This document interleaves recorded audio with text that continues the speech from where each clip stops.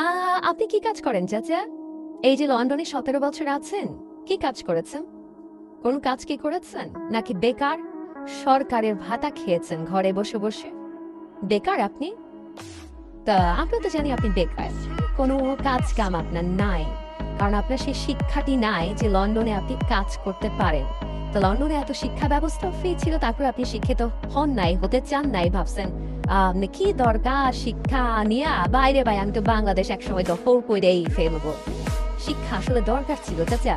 এই যে এখন সবগুলা মন্তব্য আমরা কিরকম খাপ করে ক্যাচ ক্যাচ ধরে ফেলতেছি। হ্যাঁ, এই কারণে শিক্ষা দরকার ছিল। আপনি নিজে বেকার, আপনার নিজের কোনো কর্মসংস্থান নাই। এখন মানতে হবে আপনি বাংলাদেশের তরুণ সমাজের কর্মসংস্থান করে দেবেন। একজন বেকারের মুখে এই কথা মানায়? হ্যাঁ, তারেক চাচা, ও চাচা আপনি মানে কি হয়েছে চাচা, বিনতি হয়ে গেছে নাকি আপনি মানে এত দুঃস্বপ্ন দেখা শুরু করছেন বাংলাদেশের প্রধানমন্ত্রী হিসেবে, মানে যা ইচ্ছা তাই মনে আসতেছে বলেই যাচ্ছে, আর সাধারণ জনগণ যে আপনারা প্রশ্ন করতে পারে সে প্রশ্ন উত্তর দেওয়ার জন্য কি আপনি তৈরি? হ্যাঁ চাচা, এক কাজ করে না, লন্ডনে একটা প্রশ্ন উত্তর পর্ব খেলে ফেলেন, চলেন হয়ে যাক তাহলে। আমরা প্রশ্ন করবো, আপনি উত্তর দিবেন। অবশ্যই আপনার কোনো জঙ্গি সংগঠনের সদস্যরা আপনাকে প্রশ্ন করবে না, আমরা আম জনতায় সাধারণ জনতা আপনাকে প্রশ্ন করবে, আমাদের মনে যেগুলো কিছু দেয় আর কি, আর আপনি উত্তর দেবেন। করবেন না কিরকম একটা খেলা প্রশ্ন উত্তর পর্ব করলে জানিয়েন, ঠিক আছে?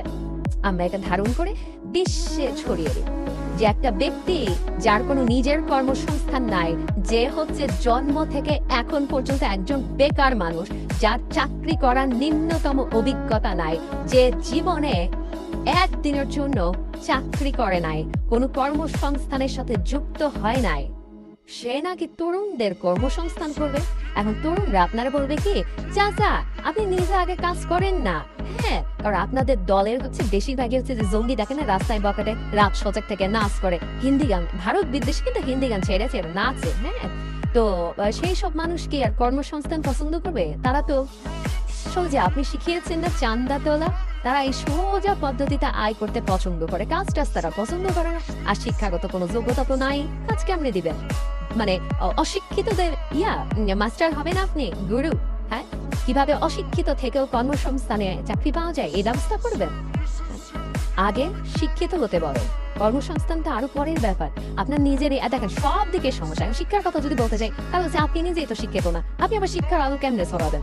আবার কর্মসংস্থান, আপনি নিজেই বেকার, আপনি কর্মসংস্থানের ব্যবস্থা কেমনে করবেন?